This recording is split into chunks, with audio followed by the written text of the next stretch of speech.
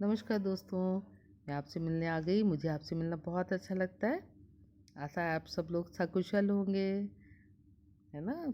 और अभी दिवाली का त्यौहार बीता है, तो ढेर सारी ऊर्जा का संचार हुआ होगा, आपके जीवन से सारा अंधकार मिट गया होगा, है ना।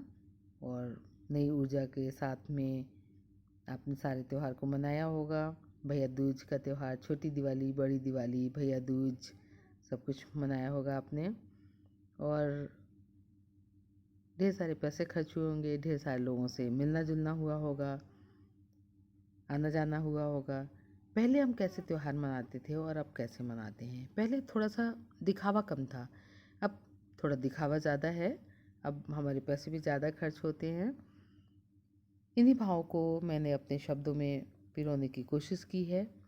आशा है आपको पसंद आए। अगर आपको पसंद आता है तो आप लाइक करें, सब्सक्राइब करें, हमारा उत्साहवर्धन करें कि हम त्यौहार को कैसे मनाएं, कैसे अपने में कुछ परिवर्तन लाएं।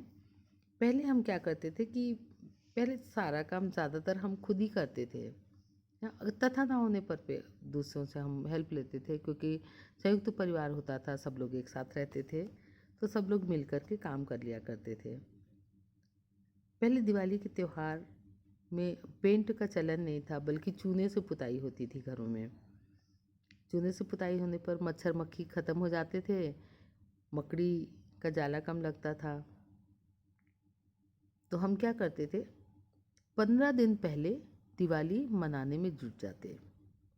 15 दिन पहले दिवाली मनाने में जुट जाते। पुराने टीन और कनिस्टर ढूंढे जाते। पुराने टीन और कनिस्टर ढूंढे जाते, चूना मिलाते, उसमें चूना भिगाते, उसमें चूना भिगाते और उसमें डंडे से नील मिलाते।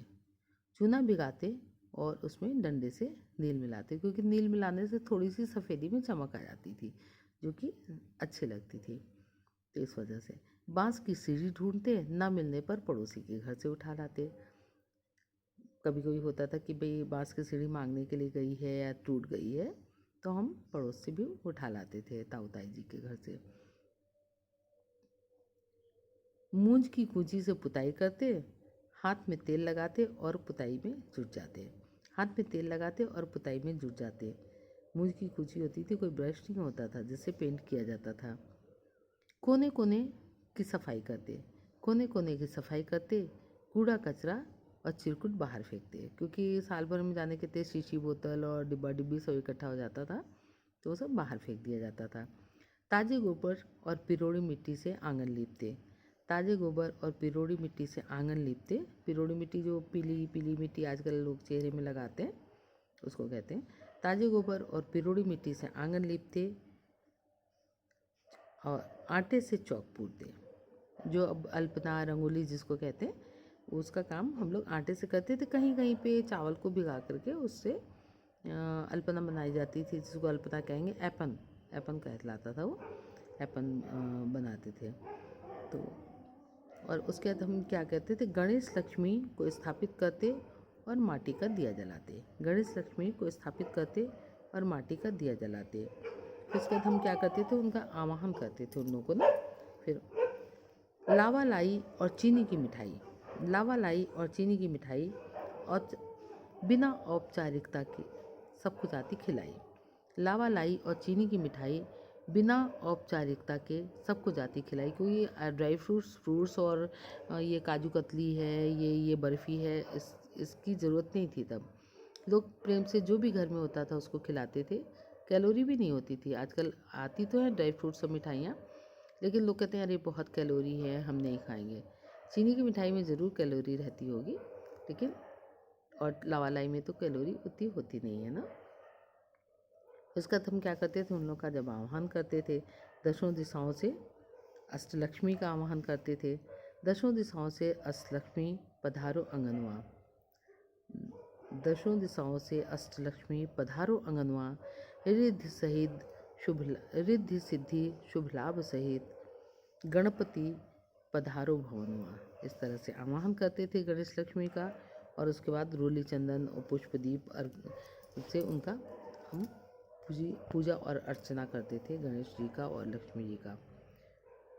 समानता सरलता सौहार्द, समानता सरलता सौहार्द का बोलबाला था। समानता सरलता सौहार्द का बोलबाला था। उस समय का दीपोत्सव भी निराला था। उस समय का दीपोत्सव भी निराला था। इस तरह का हमारा दिवाली का त्यौहार होता था। किस रुई से बना है, किस तकली से कता है। किस रुई से बना है, किस तकली से कता है, किस दिए में जला है, किस दिए में बाती बन जला है, जिससे अपनेपन का प्रकाश फैला है, जिससे अपनेपन का प्रकाश फैला है। इन्हीं शब्दों के साथ मैं अपनी वाणी को विराम देती हूँ। आपको नमस्कार, बहुत बहुत धन्यवाद। हम पुनः मिलेंगे आपसे एक नए विचार के साथ में। तब तक आप स्वस्थ रहें, सुरक्षित रहें, सानंद रहें। नमस्कार।